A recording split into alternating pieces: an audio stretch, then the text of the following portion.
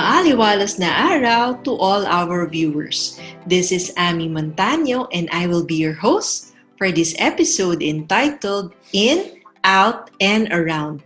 Our guest is Miss Lita Kimson Feliciano.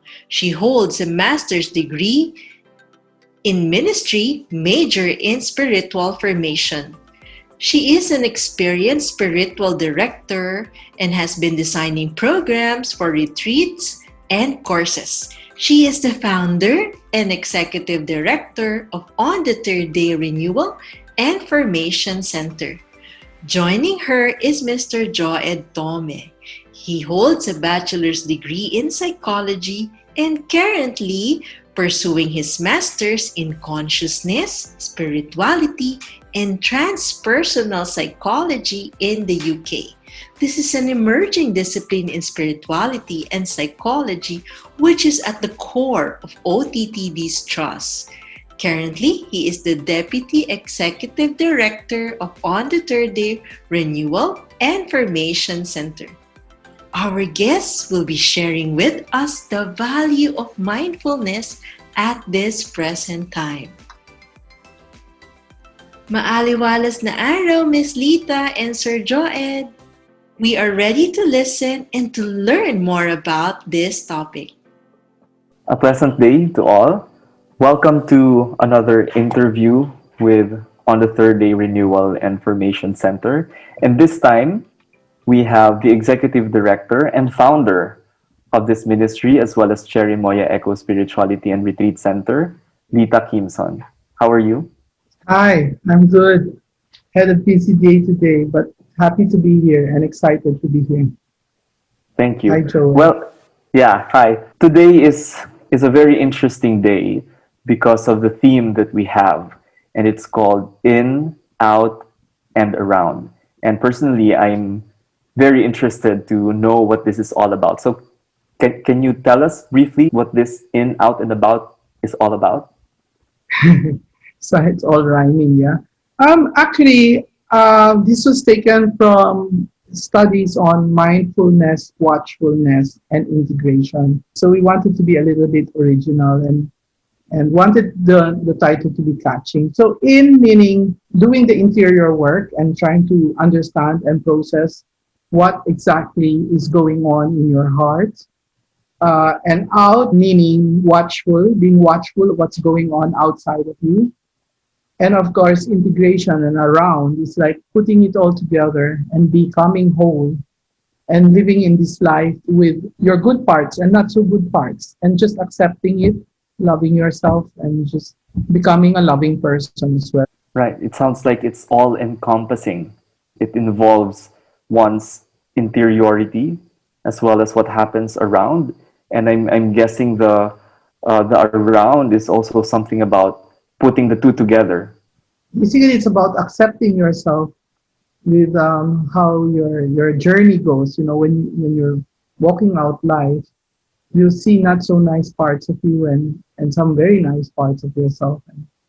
And it really is about putting it together and accepting yourself as an imperfect person and loving yourself just that way. So, Wow. Right. Okay, so let's dive in. I think based on the title, we should start in, right? But I'm going to explain a little bit about the in and then move out to the out, okay? The in is really about the processing machine, which is the interior, your heart, your mind, your soul, and how you work on the interiority and examining your feelings and asking yourself and being authentic and acknowledging and noticing things that you're feeling and going through and seeing it. So, but that's a little bit complicated. So I'd like to set that aside and go on to the watchfulness or the out. Because out is the data. It's the stuff that goes around you. And I'm going to break it down to three parts. The first part is the standpoint.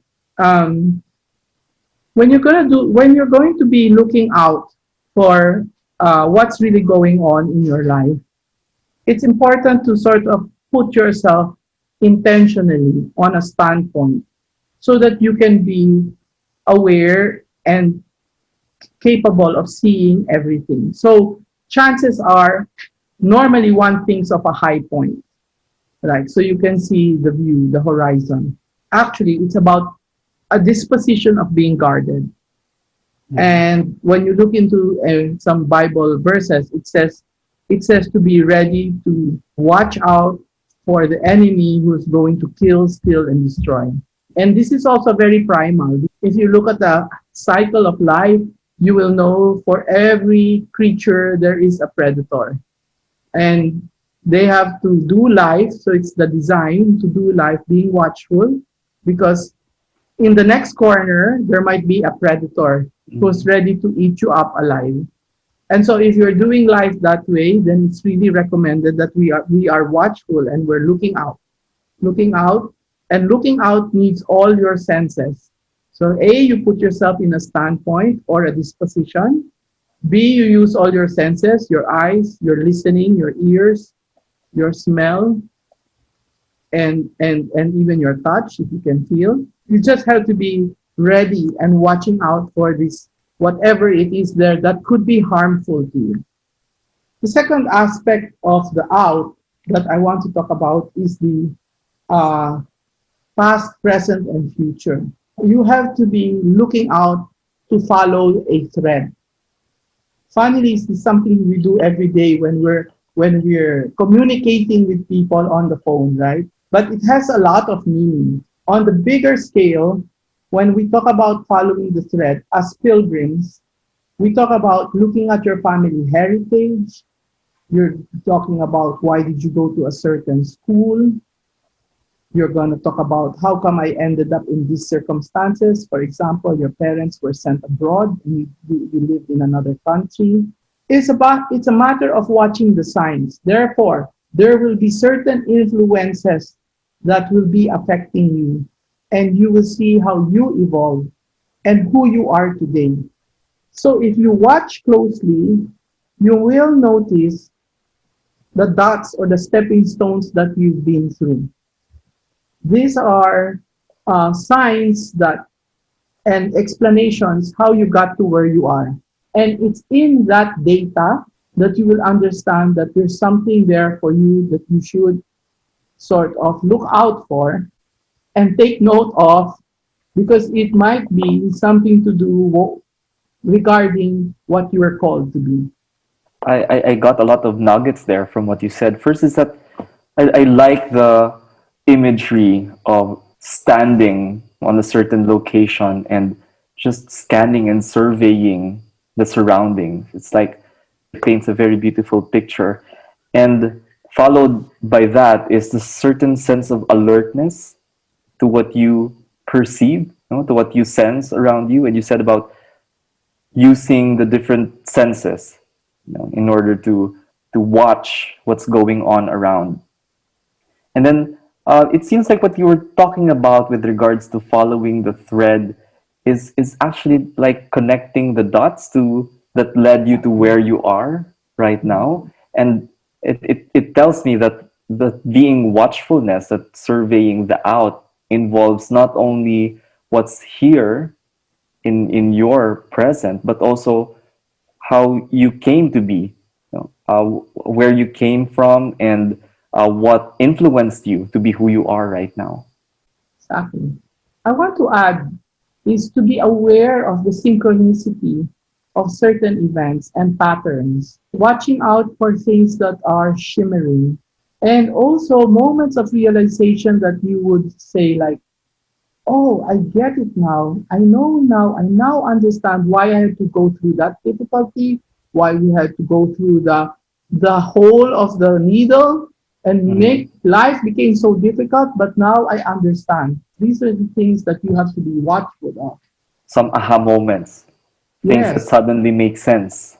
that's right. Exactly. The third one that I was talking about, so now it's like the standpoint.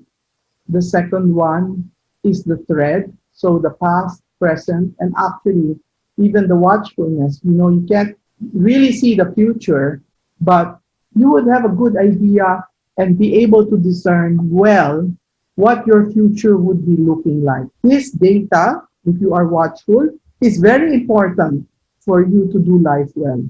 The other thing, the third thing, remember I said three things.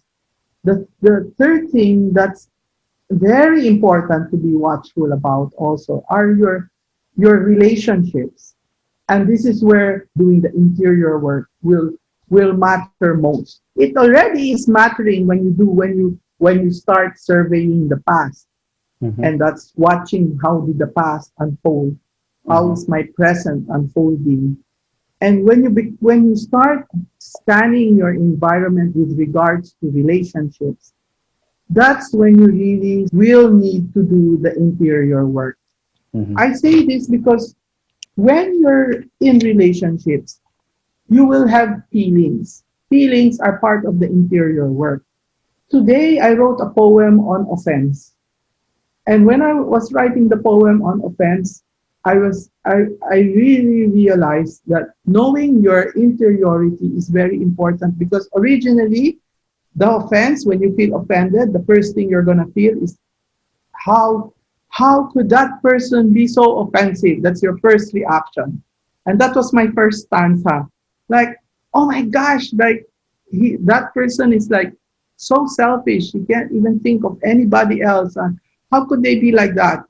But then when you start sort of settling down, you start thinking like, well, maybe that offense is telling me something that I should look into. Maybe I can learn something from that offensive person or whatever that person said. Let me look into that. You start to think like, is there any truth in what that person is talking about? Or is that person the one with the problem? Probably they're going through something. So that's when your processing machine or your interior work starts and you start trying to feel yourself. It's like, okay, I'm offended. And second, maybe I can learn something from this. You start to understand, who am I truly? Mm-hmm. Who am I? Just for one feeling of offense. Not to mention, what if you're fearful? What if you're joyful? What if you're happy? What if you feel elated? All of those things should trigger the interior work. Right. So I understand now why we had to start with the out, because the in can only be understood very well if we have these data that we got from being watchful of the things around us. And like what you said, all these things, the standpoints, following the thread, and considering the relationships around us, and the emotions that get stirred in us, these are like the things that we take in and the things that get processed. Yeah, actually, there are consequences to people who don't know how to do this. If you have a situation where it triggers depression, like COVID, pandemic, can't go out. So this is now you're watchful of what's going on around you. Now I'm watching that I'm enclosed and I can't go out. If you're already a person who's trained in the in, out, and around, you would start to take data about, and then you would start to feel your feelings and say like, and so how is this affecting me? Mm-hmm. Are you finding yourself sleeping all day and awake all night? That's a sign that you're probably going into depression. So then hopefully you can get in touch with somebody who can talk to you and say like, friend, you're going into depression. But if you were all on your own and this was what is happening, you're losing your appetite, you're becoming weak because you're not Mm-hmm. exercising, etc., etc. These are all signs that, okay, now I have to like get a wake up call. And that's the outside factors as well. You might have community who can speak into your life. Everything, anything and everything can trigger something in the interiority and start Right. processing. Right. It's like piecing all of these things together. Like what you said, like reading all of these signs and trying to make sense of what it means. When we are able to go deep within ourselves, we are able to like, okay, that's what it means. And all of these series of events that are happening are coming together, and this is how it looks like now. Now, would you say that young kids are capable already of being mindful, like what you're saying? Actually, just before here, I was discussing it with some people that you have, because it's data, right? There has to be experiences. The data that is provided for the interiority. A young child or even a teenager, you have minimum data, minimum experiences. But if as parents, to encourage them to feel their feelings.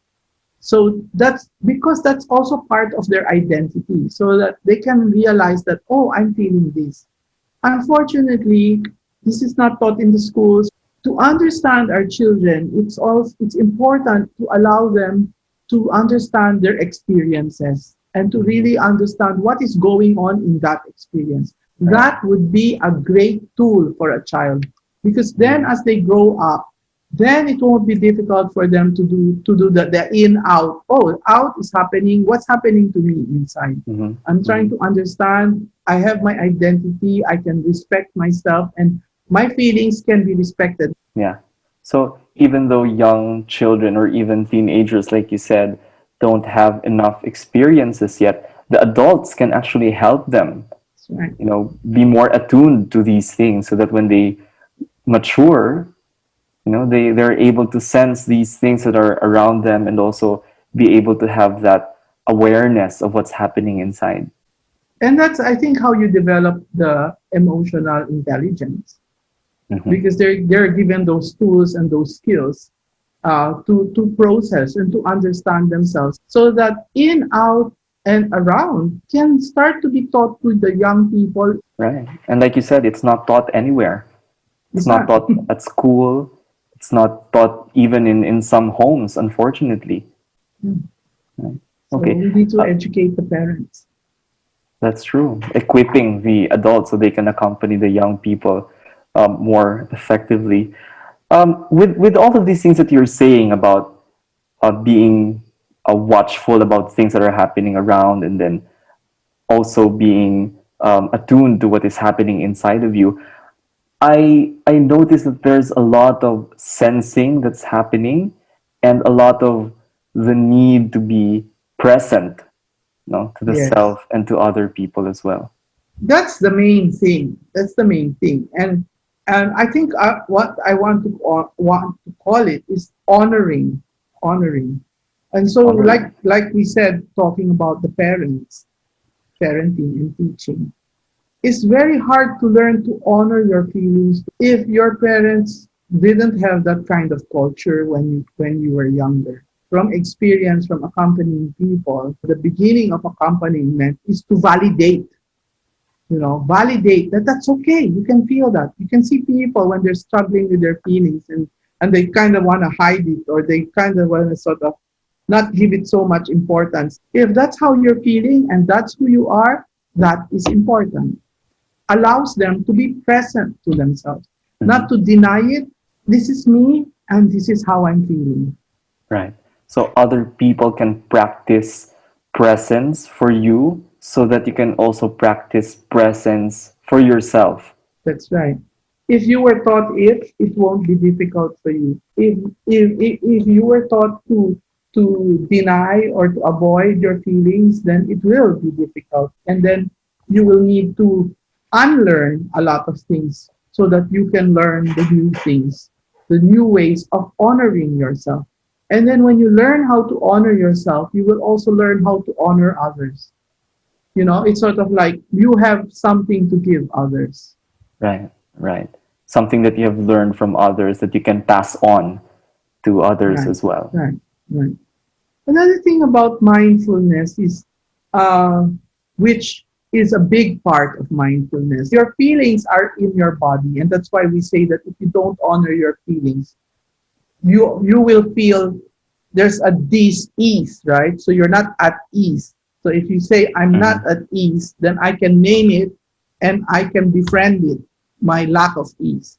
But if you're not able to name it and befriend it, what will happen is that it becomes dis-ease and it stays on your body. And Mm-hmm. then before you know it, you have cancer cells growing, or you get heart attack, or you have stomach problems. Right. But the trend nowadays is to be mindful, because our body speaks louder than sometimes our mind or our heart, because our mind can be taught to deny and to avoid certain things, but our body will speak. So mindfulness is teaching us today to be silent and to feel our breathing, our heartbeat, our anxiety, our joy, and to give it a place, give it a place in who we are. Yeah. I guess the starting with your breathing and with your listening to your heartbeat and paying attention to what your body feels really places you squarely in the present, right? And then you are able to be more sensitive to what is happening around you and inside of you. And just like what you said, the body doesn't lie. It will really speak whether you like it or not, or you want, or you like what it's telling you or not. Yeah. The other day I was talking about termites. If you are in an environment that's not life giving, but sometimes you can be in an environment that's not life giving, and it's very obvious. There's manifestations of relationships that are not healthy. They call it toxic Mm-hmm. environment. Mm-hmm. But what if you're in an environment where it's nicey? Everything is nice, everything is good, everything is fine. But there can be environments where there can be subtle manipulation, where there can be subtle, dynamics of backbiting, or stabbing in the back, or sarcasm, right?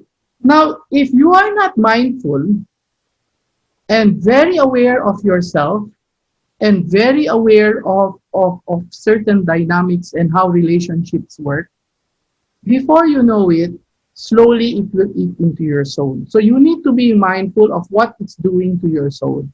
Right. So that's the important interplay of watchfulness and mindfulness. That if you're able to really see the happenings around you for what they are, no? And you're conscious also about, are you denying it? Are you accepting it? Are you reframing it in such a way that you prevent it from really affecting you? There can be detrimental effects to your health, your emotional health, and also physical health. The effects on you can be very subtle. And if you're not mindful, it could really affect your life. Right. It could send you in a direction that before you know it, you won't believe, what am I doing here? I had no intentions of Right. being Right. here. Yeah. And with your analogy of the termites, you may find yourself like a hollow tree. The inside is eaten up by all these termites, but from the outside it looks fine. But when you look inside, there's nothing there, because it's been eaten up. So that's a very good reminder for people on how to use watchfulness and pair it with mindfulness. So what is this around thing that's the last in this trilogy? Around is walking out and knowing yourself, and walking out and knowing your surroundings, or how you will deal with your surroundings, knowing your weaknesses and your strengths, knowing your boundaries, knowing that if I go into that environment, so you gotta watch, you've gotta see, you've gotta look out for. If I go into that environment will affect me this way. Mhm. And then, uh, not only that, whether you're going to that environment, the other thing is how much of that environment can I take to know that this I can do, or this I can't do, or I can do this only this much, because beyond that, then it becomes toxic for me. And And it's different for lots of people, and there are so many different personalities. So that's one another thing about mindfulness. You should know your personality. Not everybody has the same personality. It's like a phlegmatic person can be in a place where probably a little bit more high strung environment, right? Because they can take a little bit more. But like for somebody like myself, I'm already sort of high strung. I'm full of energy kind of person. So I work better in a space where it's not so high energy, because it's sort of like, we collide. High energy with me, who already has high energy, we collide. So I prefer an environment where it's not so high energy, so that I can work better. Yeah. So it's a very personal thing. It's a Right. very Right. personal thing. So eventually you sort that all out, and then with your imperfectness and weaknesses and strengths, then you begin to accept that I can only do this much. I can only go here and accept um, these tasks which are given to me, because I know who I am, and that And is integration and around right. So wholeness. right. That's what I was about to say. Wholeness. It sounds like, being able to know yourself and being able to make wise decisions based on your example. Like you won't place yourself in an environment or in a situation where you know that it's not going to be good for you, right? So the around or the wholeness involves that certain wisdom, that you are making decisions that are going to be good for you and good for other people as That's right. well. So basically, I think, just now the thought passed my mind is honoring yourself and honoring others. Hmm. So I think honoring is quite a big word for in, out, and around. Right. To honor. And probably some of the listeners or viewers may start to, reflect on what honoring means for them, That's what right. honoring personally means for them. Yep, I think that's very important. So, what can you say is the benefit of being able to do watchfulness, mindfulness, and this wholeness in your work as a spiritual director and as a formator? Well, basically, it's just as you were saying, when you honor yourself and you honor the other, that means you're very generous. You have a generosity within you that you can give to yourself and you can give to the other. Therefore, if you have a lifestyle like this, I think you will be oozing with hospitality. And that's Mhm. what we need. As people who accompany others, we really need to be hospitable. We really need to be in a good state for the other. So we honor ourselves to get ourselves in a good state. And when we are in a good state to receive others, we can be a place person holding somebody else, present to the other. Therefore, we can be hospitable and generous to the other. Okay, all right. Yeah.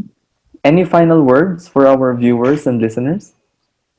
I guess, like, if I'm going to wrap it up, I guess it's like, let's be honoring of ourselves and others. That will bring about generosity to yourself and others. And best of all, what to me, if I were going to describe Christianity in one word, that is hospitality. Hospitality to God, hospitality to self, and hospitality to others. I think if I were to look into God's heart, it is a very generous and hospitable heart. And I pray that I can have the same. God bless you all. Bye bye. Thank you, Ms. Lita and Sir Joed, for your time and sharing with us your insights and experiences. Mindfulness teaches us to become consciously aware and awake, and as you call it, watchful. It helps us to live in a more authentic and respectful way. In order to be mindful of other people, we have to live mindfully ourselves. This is done by practicing a heightened sense of no judgmental awareness and by living in the moment, which you shared as being present. I appreciate you sharing with us the importance of being mindful of our body, feeling, and mind. This reminds us to approach our thoughts, intentions, and behavior with curiosity and generosity. Mindfulness keeps us centered while listening within and all around, discerning what matters, and taking a thoughtful action forward. More importantly, emphasizing on the value of honoring oneself, which is an essential aspect of emotional and spiritual well being. Allowing ourselves to expand and deepen our connection to others and even to our spiritual path. Thank you to our dear viewers and see you again in our next episode.